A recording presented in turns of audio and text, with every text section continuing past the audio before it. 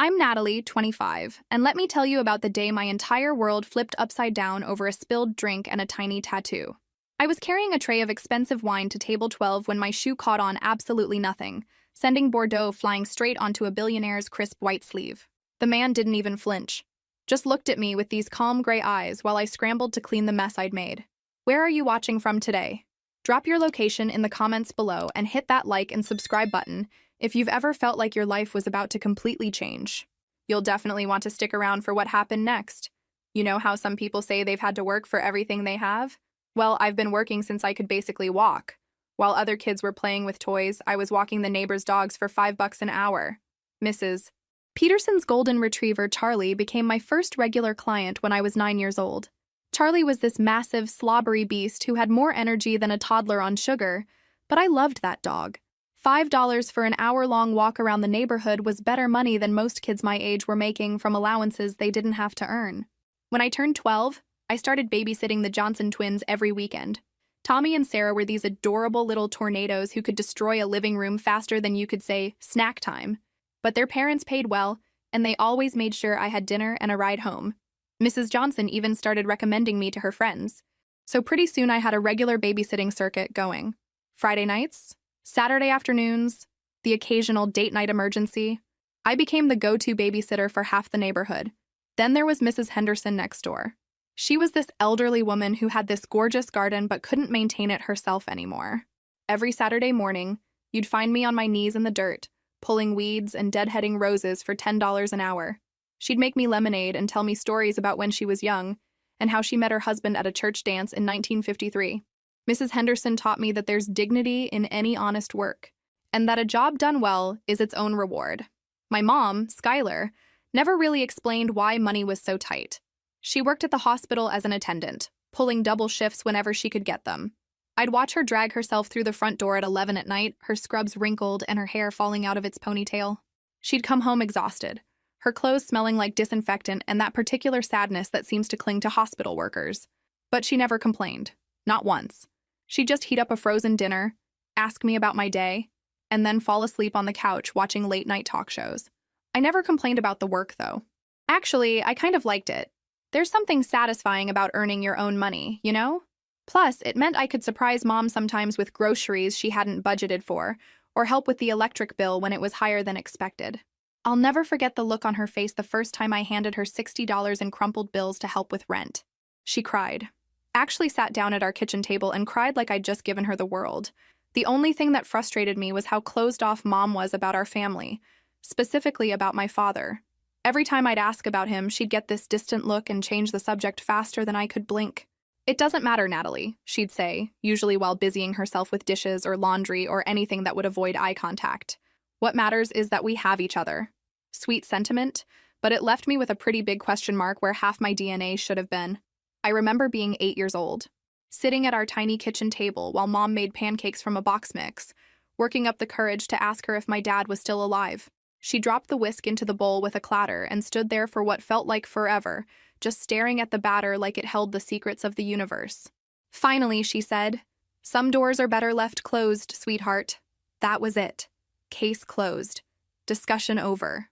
She finished making breakfast in complete silence, and I learned not to ask direct questions about my father anymore. But kids are naturally curious, right? I'd catch glimpses of something in her eyes sometimes when she thought I wasn't looking. Like when we'd pass a father and daughter at the grocery store, or when other kids at school would mention their dads. There was this flash of something, like she was remembering something she wished she could forget, or maybe something she wished she could return to. I could never tell which one it was, but it was definitely something. By the time I turned 16, I'd accepted that my father was either dead, in prison, or just a complete deadbeat who wanted nothing to do with us. Honestly, I preferred thinking he was dead. At least then it wasn't personal. At least then I could imagine he would have loved me if he'd had the chance. When I turned 17, something incredible happened. A scholarship. Full ride to State University, 50 miles away from our little town. I remember walking to the mailbox that Tuesday afternoon in April, expecting the usual collection of bills and grocery store coupons. Instead, there was this thick envelope with the university's seal stamped in gold foil. My hands were actually shaking as I tore it open right there on the sidewalk. "Congratulations," the letter began. We are pleased to offer you a full academic scholarship to State University for our business administration program. Business administration. Not my dream field. I'd always been fascinated by law and justice. But it was practical, marketable, and most importantly, completely paid for. I read that line about 15 times before it actually sank in. Full scholarship. Everything covered. I stood there holding this letter, feeling like I'd just won the lottery. Mom cried when I showed her. Actually cried happy tears, which I'd never seen before. "You did this all by yourself," she said, holding my face in her hands. "I'm so proud of you, baby. So incredibly proud." The thing was, even with the full scholarship, I'd have to live with my Aunt Carol during college, since I'd need my savings for emergencies and future plans. Carol was Mom's older sister, and she lived about 20 minutes from campus in this cute little house. She was everything Mom wasn't: loud, opinionated, and absolutely terrible at keeping secrets. Carol's house was chaos compared to our quiet little place. She had 3 cats named after different types of cheese, a collection of ceramic frogs, and opinions about everything. But she was warm and welcoming, and she genuinely seemed excited to have me around. The first few weeks of college were exhausting. Between my classes and my job at the campus bookstore, I was learning to navigate this completely foreign world of higher education. I was studying business, but my heart kept drifting toward the law students I'd see in the library, poring over case studies and constitutional law textbooks.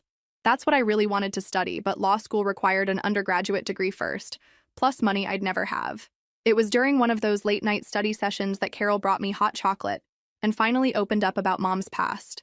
"Your mother was always the adventurous one," she said. "When she was 16, she just up and left for New York City, said she wanted to see the world." "New York?" Mom had never mentioned New York. "She called once in a while," Carol continued. "But when she came back 2 years later, she was different. Quiet, more serious, and pregnant with you." She paused. "I also noticed she'd changed more than just her personality. She dyed her hair from blonde to brown, and she had this tattoo on her wrist that definitely wasn't there before. Some kind of symbol inside a triangle. I'd seen that tattoo my whole life. Mom always covered it, but I'd caught glimpses over the years. Sitting there in Carol's kitchen, learning that my mother had once been some mysterious runaway who returned pregnant and changed forever, that tattoo suddenly seemed a lot more significant. College was everything I'd hoped it would be and absolutely exhausting at the same time. The business administration program was rigorous and practical, teaching me about finance, management, and economics. I excelled in my classes, maintaining a high GPA while working at the campus bookstore to help with expenses despite my scholarship covering tuition. But the whole time, I felt like I was settling for practical instead of pursuing my passion. Don't get me wrong, I was grateful for the education and the opportunities it would provide. The business courses taught me valuable skills about how organizations function, how money flows, how decisions get made. But every time I walked past the law school building on campus or heard classmates talking about their dreams of becoming lawyers, I felt this deep pang of longing. The law students looked different from the rest of us. More serious, more purposeful. I'd see them in the library at midnight, surrounded by thick textbooks with titles like Constitutional Law and Civil Procedure, completely absorbed in case studies and legal precedents. That's what I wanted to be studying. That's what made my heart race with excitement instead of resignation. During my senior year, while other business students were celebrating their upcoming graduation and their job offers at accounting firms and corporate headquarters, I was working 2 jobs and saving every penny for what I hoped would be my real future. I had this secret plan that I'd never told anyone, not even Carol or Mom. I wanted to apply to law school eventually, but I knew I'd need to work for a few years first to save up the money and gain some life experience. The math was daunting. Law school tuition, even at state schools, was expensive. Living expenses for 3 years without working full-time.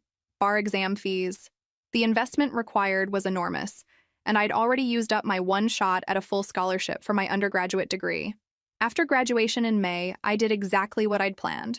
I found a small studio apartment about 15 minutes from downtown. Nothing fancy, but it was mine. 600 square feet of independence with a Murphy bed that folded into the wall and a kitchen that was basically a closet with appliances. But it had good natural light and belonged entirely to me, which felt like luxury after years of shared dorm rooms and Carol's guest bedroom. I bought a reliable used Honda Civic with decent mileage and only minor cosmetic issues. The paint was faded and there was a small dent in the back bumper, but it ran well and the inspection was good. More importantly, it was paid for in cash, which meant no car payments eating into my law school savings. Job hunting was humbling. I'd graduated cum laude with a business degree, but the entry-level positions I could find either paid poorly or required experience I didn't have. The legal field seemed impossible to break into without connections or prior internships, so I took what I thought would be a temporary position as a waitress at the Grand Heritage Hotel. It wasn't glamorous work, but it was honest, and the tips were better than anything else I'd been offered. Plus, I told myself, it was just temporary. A year or two to save money, then I'd apply to law school, and finally pursue what I really wanted to do with my life. The Grand Heritage wasn't your typical restaurant. This was an exclusive hotel dining room where billionaires and celebrities came to eat in complete privacy. After years of loud, chaotic jobs, the Grand Heritage was like a spa for my nerves. The guests were polite, tipped generously, and mostly just wanted to be left alone. My manager, Catherine, was this elegant woman who'd worked there for over 20 years. She taught me that high-end service was an art form. The key, she told me, is to anticipate needs while being completely unobtrusive. The money was incredible. A single dinner shift could earn me more than I'd made in an entire weekend at previous jobs. For the first time, I was able to save serious money every month toward my law school dream. The clientele was fascinating to observe. There was this businessman who came in every Tuesday, always alone, always ordered the same meal, and never seemed to actually enjoy his food. He looked like he was in his mid-40s, wore perfectly tailored suits, and had this distant, almost melancholy air about him. Catherine told me he'd been coming for about 6 months. Some people come here for the food, she said. Others come for the silence. I understood that completely. Sometimes you just need a place where you can exist without having to explain yourself to anyone. After spending my whole life working multiple jobs and managing other people's expectations, the Grand Heritage felt like the first place I could just be good at my job without having to be anything else, which of course is exactly when everything went completely sideways. It was a Tuesday evening in October, when my life decided to throw me the curveball of the century. I was carrying a tray with a glass of the hotel's expensive Malbec to table 12, the quiet businessman who always came in on Tuesdays. Nothing unusual about that routine. I'd served him dozens of times over the past year, but apparently my shoe had other plans. I still don't know what I tripped over. The floor was clear, my shoes had good grip, and I'd walked that path hundreds of times. But somehow, my left foot caught on absolutely nothing and sent me stumbling forward. The wine glass launched into a perfect arc toward disaster. The Malbec hit his right sleeve with impressive accuracy, creating an immediate deep red stain on what was obviously an extremely expensive white dress shirt, the kind that probably cost more than I made in a week. "Oh God, I'm so sorry," I started, immediately reaching for the cloth napkin. "I don't know what happened. Let me clean this up right away." Here's what surprised me. He didn't react at all. Not angry, not frustrated, not even mildly annoyed. He just looked at me with these calm gray eyes and said, "It's fine. Accidents happen. Please let me get this cleaned up," I insisted, carefully dabbing at the stain. "The hotel will pay for dry cleaning, of course." "Really? It's not a problem," he said. "It's just a shirt." That's when I saw it. As I was cleaning the wine, his cuff pulled back slightly, revealing his wrist. And there, in black ink, was a tattoo. A symbol inside a triangle. The exact same tattoo I'd seen on my mother's wrist my entire life. I froze. "My mom has exactly that same tattoo," I said, staring at the ink. The change in his expression was instant. Those calm gray eyes sharpened, focused on my face with an intensity that made me step back. "That's impossible," he said, but his voice had changed completely. Softer, almost scared. I leaned closer, studying the tattoo. It wasn't just similar to Mom's, it was identical. "No, really," I said. "Exactly the same. I've been looking at that tattoo my whole life." And that's when this perfectly composed businessman went completely pale. "What's your mother's name?" he asked quietly. "Skylar. Her name is Skylar." He closed his eyes like I'd just confirmed something devastating. When he opened them, I could see recognition mixed with disbelief. "Skylar," he repeated. "Do you know her?" I asked, my heart racing. Instead of answering, he gestured to the chair across from him. "Please, sit down. I think we need to talk." I looked around nervously. We weren't supposed to sit with guests. It was basically the first rule. But something about his urgency made me ignore protocol. "The tattoo," he said once I'd sat down, "isn't just any design. It's a family symbol. My family's symbol." "My family? I don't understand. My mom's family doesn't have money. We're not—" I gestured around the expensive dining room. "What's your last name?" "Collins." "Natalie Collins." He nodded slowly. "Your mother and I dated when we were teenagers," he said carefully. We were planning to get married. The world seemed to stop. This man had dated my mother, had planned to marry her. That's impossible, I said. Mom would have told me if she'd been engaged. His laugh was bitter. Would she? Because she disappeared one day without a word. I got a job offer in London, an incredible opportunity. When I told her about it, suggested we could go together after we married, she just vanished. The timeline was starting to make sense. Mom's trip to New York when she was 16. The tattoo. The way she'd changed. When did this happen? I asked. 26 years ago, he said. Right around the time you would have been conceived. There it was.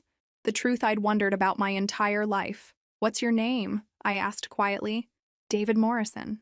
I'm 44 years old and I think... He paused, looking directly at me. I think I'm your father. The realization hit like a physical force. After 25 years of questions, here was my answer, delivered by a spilled glass of wine and a matching tattoo. I need to see her, David said suddenly. I need to see Skylar. We have so much to talk about. I looked at this man, my father, and realized our family story was about to change completely. Tomorrow, I said, I'll bring her to Romano's tomorrow night, 7 o'clock. Are you sure this is the right approach? He asked. Trust me, I said. Sometimes the best conversations are the ones people can't plan for. The next evening, I picked up Mom for what she thought was just a nice dinner out. She'd dressed up in the navy dress I'd bought her for Christmas, and she looked beautiful, more put together than I'd seen her in months. She'd even styled her hair and put on the pearl earrings David had given her years ago, though she didn't remember that connection yet. The drive to Romano's was filled with normal conversation. Her work at the clinic, a difficult patient who'd made everyone laugh, my classes, and whether I thought I'd made the right choice in pursuing law. Normal mother-daughter conversation that made me feel progressively worse about what I was about to spring on her. But it was too late to back out now. Romano's was bustling with the dinner crowd, couples celebrating anniversaries and families enjoying evening meals together. The hostess seated us at a table by the window, and Mom spent a few minutes looking around with genuine appreciation for the warm atmosphere. When I told her I had a surprise, she immediately got that suspicious look that meant she knew I was up to something. What's going on, Natalie? You're being weird and you're fidgeting with your napkin. It's about family, I said carefully, trying to keep my voice steady. Her expression immediately changed, walls going up the way they always did when family or the past was mentioned. She set down her wine glass and looked at me with the guarded expression I knew so well. What about family? Did something happen to Carol? No, Carol's fine. I took a deep breath. It's about your past. About the time you spent in New York. Mom's face went pale. She'd never talked about New York beyond the basic facts Carol had shared with me. Natalie, I don't know what you think you've discovered, but some things are better left alone. Not this, I said gently. Not this time. Before she could ask more questions, I saw David walking through the restaurant entrance. He looked nervous, dressed in casual clothes instead of his usual business attire, and he paused just inside the door, scanning the room until he found our table. Mom, I said, reaching across the table to take her hand, which had gone ice cold. The surprise I mentioned? It's walking through that door right now. She turned to follow my gaze, and I watched her face change as she saw David approaching our table. The progression was heartbreaking and beautiful at the same time. First, confusion. Who was this man? And why was I pointing him out? Then slowly dawning recognition, her eyes widening as her brain processed what she was seeing. Then shock, her breath catching audibly as 26 years of carefully buried memories came flooding back. Natalie, she whispered, her hand gripping mine so tightly it hurt. What have you done? I found him, Mom, I said softly. Or rather, he found me. And I think it's time you two talked. David had reached our table now, standing awkwardly beside the empty chair. For a moment that felt like hours. Nobody said anything. The restaurant continued its gentle buzz of conversation around us, but our little corner of the world had gone completely silent. Hello, Skylar, David said finally, his voice gentle and uncertain. Mom's free hand flew to her throat, where I could see her pulse fluttering rapidly. David, she breathed, and hearing her say his name was like watching the final piece of a puzzle click into place. What are you doing here? I think, I said, standing up from the table and gathering my purse. This is my cue to give you two some privacy. I'm going to take a walk around the block. I'll be back in about 30 minutes. Natalie, wait, Mom started, panic creeping into her voice, but I was already moving away from the table. It's okay, Mom, I said, leaning down to kiss her forehead. Trust me. This conversation is 26 years overdue, and it's time. As I walked away from the table, I could feel them watching me leave, but I didn't look back. Some moments are too important to witness, too private to intrude upon, too sacred to disturb with an audience. This was their moment, their chance to finally have the conversation that might have changed all our lives if it had happened decades ago. Walking around downtown for 30 minutes while your parents have their first conversation in over 2 decades is possibly the longest half hour of anyone's life. I must have checked my watch 50 times, and every minute stretched like taffy. I found myself window shopping without seeing anything, my mind completely occupied with wondering what was happening back at Romano's. Were they talking? Crying? Arguing? Had Mom walked out? Had David? Was this the worst idea I'd ever had? Or the best? The suspense was absolutely killing me, but I forced myself to stay away for the full 30 minutes I'd promised. When I finally made it back to Romano's, I paused outside the window to assess the situation before walking back inside. What I saw made my heart soar with relief and joy. They were sitting close together, both of them leaning forward with their hands clasped on the table between them. Mom had clearly been crying.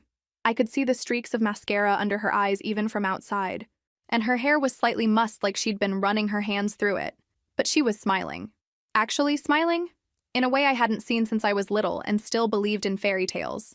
David was talking animatedly, gesturing with his free hand while holding onto Mom's with the other. His face was more open and expressive than I'd ever seen it during all those Tuesday dinners at the hotel. He looked younger somehow, like being with Mom had awakened parts of himself that had been sleeping for decades. I took a deep breath and walked back into the restaurant, making enough noise with my footsteps that they'd hear me coming and have a moment to compose themselves. They both looked up as I approached, and the change in Mom's face was remarkable. She looked lighter somehow, like a weight she'd been carrying for decades had suddenly been lifted from her shoulders. "How did it go?" I asked, settling back into my chair and trying to read the emotional temperature of the table. David looked at Mom, and she nodded encouragingly. "We have a lot to catch up on," he said, his voice warm with emotion. 26 years worth. But the important thing is that we're all here now. All 3 of us. Together. All of us," Mom echoed, and her voice was thick with tears she was trying not to shed. "I'm so sorry, Natalie. Sorry you grew up without knowing your father. Sorry I let my fear keep us apart for so long. Sorry I robbed you of having a complete family because I was too scared to face the truth. What were you afraid of?" I asked gently, genuinely curious about what could have driven her to make such a drastic decision. Mom glanced at David again, and he squeezed her hand encouragingly. "Fear that he'd reject me," she said quietly. "When I found out I was pregnant, I panicked completely.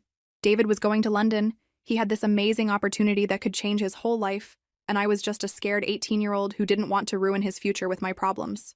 "So you disappeared," I said, the pieces finally clicking into place with heartbreaking clarity. "I went to New York," she confirmed, unconsciously touching that familiar tattoo on her wrist. "I figured I could handle everything on my own, prove to myself and everyone else that I was strong enough to raise a baby without anyone's help. I was young and proud and absolutely terrified." David shook his head, his eyes bright with unshed tears. "If I'd known," he said, looking directly at me, "I would have come back immediately. London, the job, the money, none of it would have mattered compared to being with you and your mother. Not for 1 second would I have chosen career over family." Looking at them sitting there holding hands, seeing the way they looked at each other like no time had passed at all, I realized that maybe some love stories don't end when people think they do. Maybe sometimes they just get interrupted, waiting for the right moment to continue. David called me the next morning. "I want to do something for you," he said, "to start making up for the years I wasn't there." 3 days later, I sat in his office at Morrison Industries, a glass tower downtown that I'd walked past a million times without knowing my father worked inside. The meeting wasn't just about money, though David had certainly prepared for that conversation. It was about building a relationship and planning for a future none of us had imagined possible a week ago. "I know you're independent," he said, pulling out legal documents, "but I also know you have dreams." He'd done his homework. Somehow, probably through conversations with Mom over the past few days, he'd learned about my law school aspirations, my financial struggles, my careful planning for a future that had seemed so far away. "I've spoken with my lawyers about establishing a trust fund," he continued. "Nothing overwhelming, but enough to ensure you never have to choose between your dreams and financial security." The amount was substantial, but not ostentatious.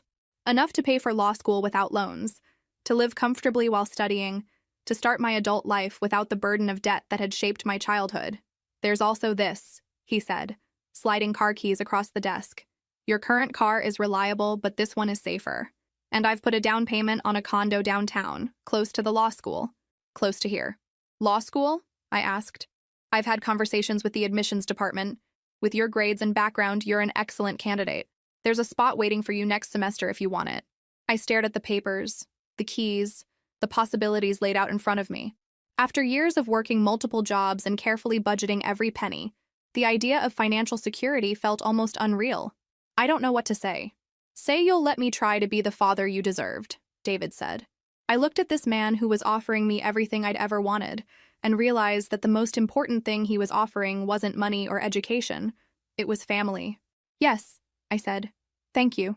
Over the next 3 weeks, David and Mom began the delicate process of rebuilding their relationship. They were careful, deliberate, taking time to really know each other as the adults they'd become. It was beautiful to watch. Two people who'd never stopped loving each other learning to be in love again. Meanwhile, my own life was transforming in ways I'd never imagined. The paperwork for my trust fund moved through legal channels, including DNA testing to establish paternity officially, which came back exactly as we'd expected. David insisted on doing everything properly, legally, transparently. I gave my notice at the Grand Heritage, and Catherine was surprisingly understanding. I wondered when you'd move on to bigger things, she said. You were always too smart for this place. The condo David had found was perfect. A one-bedroom with huge windows overlooking the city, walking distance to the law school.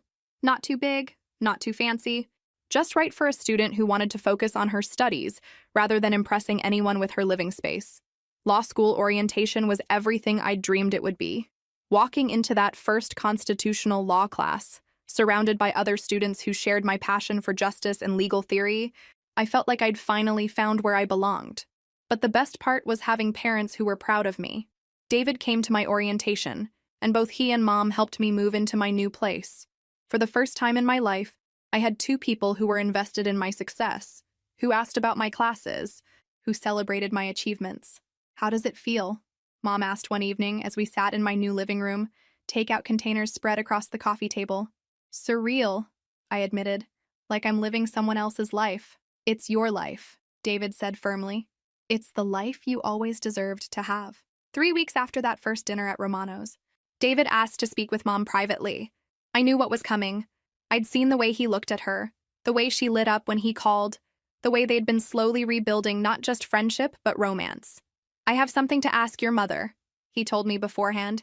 Something I should have asked 26 years ago. The proposal happened on a Saturday afternoon in Mom's small apartment. David had asked me to be there, which seemed unusual until I realized he wanted this to be about all of us. About family, not just romance. Skylar, he said, getting down on one knee in her tiny living room. I know we're both different people than we were at 18. I know we have more to learn about each other. But I don't want to waste any more time. He pulled out a ring box. Not ostentatious, but clearly expensive and chosen with care. Will you marry me? Mom looked at him, then at me, then back at him. We've only been dating for 3 weeks, she said. But she was smiling. We've known each other for 28 years, David replied. We just had a 26-year intermission. What do you think, Natalie? Mom asked. Is he completely crazy? Probably, I said. But it's the good kind of crazy. The kind that believes in second chances. Mom looked back at David, who was still kneeling patiently. If we do this, we do it right. Do it. Real wedding, proper planning. I want Natalie as my maid of honor. Whatever you want, David said immediately. And we take our time with the planning. 6 months at least. I want to be sure we're making this decision as the people we are now, not just the memory of who we used to be. Whatever you need. Mom held out her hand. Then yes. Yes, I'll marry you. The engagement ring fit perfectly, as if it had been waiting 26 years for her finger. As they kissed, I realized I was crying happy tears for the 3rd time in a month. I can't believe this is happening, I said. Neither can I, Mom laughed. But it feels right. It feels like the ending we were always supposed to have. The next 6 months were a whirlwind of wedding planning, law school, and learning how to be a family. The adjustment period was both wonderful and occasionally overwhelming.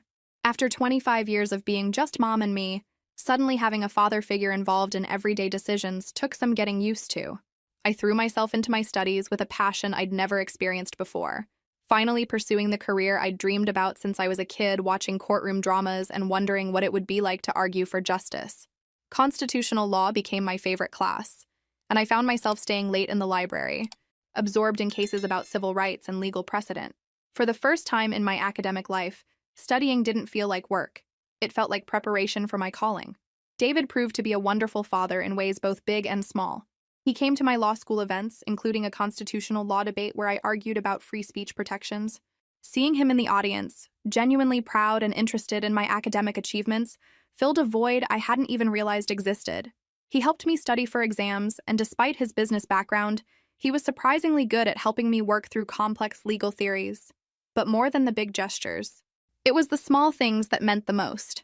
He called to check how my day went. He remembered when I had important exams and sent encouraging text messages. He learned that I liked my coffee black and always had a cup ready when I visited. These tiny acts of thoughtfulness were foreign to me. I'd never had a parent who paid attention to my preferences or routines. Mom flourished during the engagement period in ways I'd never seen before. She quit her exhausting hospital job, something she'd wanted to do for years but never felt financially secure enough to risk, and took a part-time position at a medical clinic. Suddenly, she had evenings free, weekends to herself, and the kind of work-life balance that had been impossible when she was working double shifts to support us. The transformation was remarkable. The constant worry lines around her eyes softened. She started sleeping better, eating regular meals instead of grabbing whatever was convenient between shifts. She even started dating David properly, something she'd never had the chance to do when they were teenagers. They went to movies, tried new restaurants, took long walks through the park where they shared stories about their separate lives, and discovered how their core selves had remained unchanged despite the years apart. The wedding planning was joyful in a way I'd never seen Mom experience before. She'd never had the chance to dream about a wedding when she was 18 and pregnant and scared. Now, at 44, she threw herself into the details with the enthusiasm of someone finally getting to have the celebration she'd always wanted. We spent weekends looking at venues, tasting cakes, and choosing flowers. Mom insisted on keeping everything elegant but not ostentatious. She wanted beautiful, not extravagant. She chose the Grand Heritage Hotel for both the ceremony and reception, and when she told me why, I nearly cried. "This is where our story really began," she said. "Where you discovered your father and brought our family back together. It feels like the perfect place to celebrate our new beginning." The irony wasn't lost on any of us that the place where I'd worked as a waitress would now host my parents' wedding. Catherine was thrilled when she learned about the connection, and personally took charge of coordinating everything. As the wedding approached, I found myself thinking about how dramatically all our lives had changed. A year ago, Mom had been a single woman working exhausting shifts and eating frozen dinners alone. I'd been a waitress saving every penny and dreaming of law school. David had been a successful but lonely businessman, eating solitary meals and wondering what might have been. Now Mom was planning a wedding to the love of her life. I was halfway through my first semester of law school, living in a beautiful apartment, and discovering what it felt like to have two parents who were genuinely interested in my life. David had the family he'd never known he wanted, and the chance to be the father he'd never known he was. "Are you nervous?" I asked Mom the night before the wedding as we did a final dress fitting in the bridal suite. "Terrified," she admitted, but she was smiling. But the good kind of terrified. It's like getting a second chance at the life I was always supposed to have, but with the wisdom that comes from actually living through some difficult times. "We all are," I said, helping her adjust her veil. "All of us are getting a second chance at the family we were meant to be." The rehearsal dinner was small and intimate, just family and a few close friends who had become important to us over the years. David's business partners, some of Mom's co-workers from both the hospital and her new clinic job, my law school friends who'd become like siblings to me, and Aunt Carol, who spent the entire evening crying happy tears and telling anyone who'd listen about how she'd always known this day would come somehow. "I may not have known the details," she said during her impromptu speech, "but I knew Skylar had left a piece of her heart in New York all those years ago. I just never imagined it would find its way back to her like this."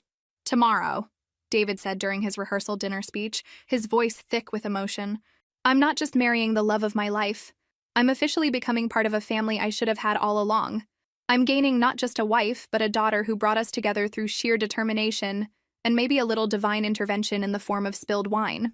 Looking around the table at the people who mattered most to us, I realized that sometimes the best love stories aren't the ones that happen quickly or easily. Sometimes they're the ones that take 26 years to unfold, requiring patience, forgiveness, loss, growth, and the willingness to believe that it's never too late for a happy ending. The morning of the wedding, I stood in the bridal suite helping Mom get ready. She looked absolutely radiant. Not just beautiful, but peaceful in a way I'd never seen before. The years of worry and exhaustion that had lined her face seemed to have melted away, replaced by genuine joy. "I keep thinking I'm going to wake up," she said, adjusting her veil. "This feels too good to be real." "It's real," I assured her. "It's happening, and you deserve every bit of happiness coming your way." The ceremony was perfect. Small enough to feel intimate, elegant enough to feel special. As I walked Mom down the aisle, I caught sight of David waiting at the altar. He looked nervous and happy and completely in love, and for the first time in my life, I was watching my father prepare to marry my mother. The vows they exchanged were personal and heartfelt, acknowledging both their past love and their present commitment. When David promised to never let fear or misunderstanding separate them again, there wasn't a dry eye in the room. "You may kiss the bride," the officiant announced, and as my parents kissed, the room erupted in applause and cheers. During the reception, David pulled me aside for a private moment. "I know I've said this before, but I need to say it again. Thank you for finding me, for bringing us back together, for giving me the chance to be your father." "Thank you for being worth finding," I replied, hugging him tightly. Later that evening, as the celebration wound down, I found myself standing by the same window where I'd first seen David's tattoo and changed all our lives. Our Mom and David were dancing slowly to their wedding song, lost in their own world of happiness. My phone buzzed with a text from my study group, asking about our upcoming contracts exam. Such a normal, everyday message, but it filled me with gratitude for how wonderfully ordinary my life had become. I had parents who loved each other and loved me. I was pursuing my dream career without financial stress. I had a future that looked bright and full of possibilities. The transformation from struggling waitress to beloved daughter hadn't been instant or easy, but it had been real. Sometimes the most beautiful love stories aren't about romance. They're about family, forgiveness, and the willingness to believe that broken things can be made whole again. 1 year later, I graduated from my first year of law school with honors, and both my parents were there in the audience cheering louder than anyone else. It was such a small thing, a simple academic ceremony, but it represented everything I'd ever wanted. Achievement earned through my own hard work, and family there to celebrate with me. The ceremony was held in the university's main auditorium, and as I walked across the stage to receive my certificate for completing my first year, I spotted Mom and David in the third row. Mom was crying proud tears, and David was taking pictures like it was my actual graduation from law school instead of just the end of first year. Having parents who were that invested in my success still felt surreal sometimes. That summer, while I worked as an intern at a downtown law firm, Mom and David celebrated their first wedding anniversary with a trip to Europe, the honeymoon they'd never had the chance to take when they were 18. They sent me postcards from London, where David showed her the office building where he'd worked all those years ago, and from Paris, where they acted like the newlyweds they'd never gotten to be. The postcards were hilarious. Mom wrote about how David insisted on taking pictures of everything, and how she'd learned to say "excuse me" in 5 different languages. David's postcards were more romantic, talking about how surreal it was to finally be showing Skylar the world they'd planned to explore together decades ago. While they were gone, I threw myself into my internship at Hartwell & Associates. It wasn't glamorous work, mostly research, filing, and occasionally sitting in on depositions, but I loved every minute of it. Being surrounded by lawyers who were passionate about justice, watching trials in progress, learning how the law actually worked in practice rather than just theory, was better than any vacation I could have taken. The senior partner, Margaret Chen, took me under her wing after I helped her research a complicated civil rights case. She was this tiny woman with a fierce intellect and zero patience for laziness or sloppy work. "You have good instincts," she told me during my final week of the summer program. "Keep studying hard, maintain that GPA, and there'll be a position here for you after you graduate. We need lawyers who understand that the law isn't just theory. It's a tool for making people's lives better." When Mom and David returned from Europe in August, tanned and happy and somehow even more in love than when they'd left, we had our first official family vacation together. We went to a lake house that David rented for a long weekend, and it was wonderfully normal. Barbecuing hamburgers, playing board games, telling stories about our separate childhoods. It was during that weekend that David finally told me the full story of what had happened between him and Mom all those years ago. They'd been high school sweethearts, completely devoted to each other, making plans for a future that seemed guaranteed. When the London opportunity came up, a chance to join an investment firm's international program, David had seen it as the perfect way to start their life together. "I was so excited to tell her," he said as we sat on the dock watching the sunset. "I thought she'd be thrilled. We could get married, move to London together, start our adult life in this amazing city. I had it all planned out." But when he'd told Skylar about the opportunity, she'd gone quiet. She'd said she needed time to think about it. 3 days later, he'd gone to her house and found it empty. She and her family had left town without a word. He'd tried calling, tried reaching out through mutual friends, but it was like she'd vanished completely. "I went to London alone," David continued. "I told myself it was better this way, that if she didn't want the life we'd planned, I shouldn't waste time trying to convince her. But I never stopped wondering what had happened. What had changed her mind so suddenly? Now we all knew the answer. Mom had been pregnant and terrified, convinced that telling David would ruin his chance at the career opportunity of a lifetime. She'd been 18 and scared, and absolutely certain that the best thing she could do for everyone was disappear. The worst part," Mom said, joining us on the dock, "was that I spent years wondering if I'd made the right choice. Wondering if David would have resented me and the baby for holding him back. Wondering if he would have chosen his career over us anyway." "Never," David said firmly. "Not for 1 second would I have chosen anything over you and Natalie." As the summer ended and I prepared for my second year of law school, our family settled into a comfortable routine. Sunday dinners at David's house, where we'd talk about my classes, their work, current events, and whatever random topics came up. Normal family conversation that I'd dreamed about having my entire life. The house itself was becoming more of a home as Mom gradually moved her things in and made it theirs instead of just his. She'd added family photos to the mantel, plants to the windows, and the kind of comfortable touches that made a house feel lived in, rather than just expensive. By Christmas of that year, the transformation was complete. We had family traditions now. Mom's famous chocolate chip cookies, David's elaborate breakfast on Christmas morning, and the way we all insisted on opening one present each on Christmas Eve. Normal, everyday happiness that I'd dreamed about my entire life. "What are you thinking about?" Mom asked one evening as we sat around the fireplace, catching me staring into the flames. "Just all of this," I said, gesturing around the room decorated with photos of all 3 of us together. "How different everything is from 2 years ago." "How much better?" "Better?" David asked, looking up from the legal brief he was helping me review. "So much better," I said. "Complete." And it was. After 25 years of questions and partial answers, our family was finally whole. Not because we'd found some fairy tale ending, but because we'd found each other and chosen to build something real and lasting and true. We'd taken a story that started with fear and separation and rewritten it into something beautiful. Looking back, I realized that some of the best things in life come from the most unexpected places. A spilled glass of wine, a glimpse of a tattoo, the courage to speak up when something seems familiar, the willingness to believe that broken things can be made whole again. If this story resonated with you, make sure to like and subscribe for more tales of family, forgiveness, and second chances. Because sometimes the most unexpected accidents lead to the most wonderful destinations, and sometimes the family you're meant to have is waiting for you in the most unlikely places.